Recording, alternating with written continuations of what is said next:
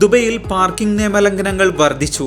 3 മാസത്തിനിടെ 16% വർധനമെന്ന് parking company. മാതാവിനെ ഉപദ്രവിച്ച 2 പെൺമക്കളെ ശിക്ഷിച്ച് ദുബൈ ക്രിമിനൽ കോടതി. 30,000 ദിർഹം നഷ്ടപരിഹാരം നൽകണമെന്ന് ഉത്തരവ്. സ്കൂൾ സമയങ്ങളിൽ മാറ്റമെന്നത് വ്യാജ വാർത്ത. വിശദീകരണവുമായി UAE വിദ്യാഭ്യാസ മന്ത്രാലയം. വിദ്യാർത്ഥികൾക്ക് വിജയാശംസകൾ നേർന്ന മന്ത്രാലയം. 76 ട്രക്കുകളിലായി 1419 ടണ്ണിലധികം സഹായ വസ്തുക്കൾ ഗസയിലേക്ക്. UAEയുടെ 3 വാഹന വ്യൂഹങ്ങളാണ് ഗസ മുനമ്പിലേക്ക് പ്രവേശിച്ചത്. ചാഡിൽ കോളറ നിയന്ത്രിക്കാൻ ഒരുങ്ങി UAE. അടിയന്തര മരുന്നുകൾ ഉൾപ്പെടെ 30 ടൺ മെഡിക്കൽ സാധനങ്ങൾ അയച്ചു. ചാഡ് ഉൾപ്പെടെ നിരവധി രാജ്യങ്ങളിൽ കോളറ പടരുന്നതായി UN മുന്നറിയിപ്പുണ്ടായിരുന്നു. ഇടിച്ചിട്ട് നിർത്താതെ പോയ ഡ്രൈവർക്ക് 5000 ദിർഹം പിഴ.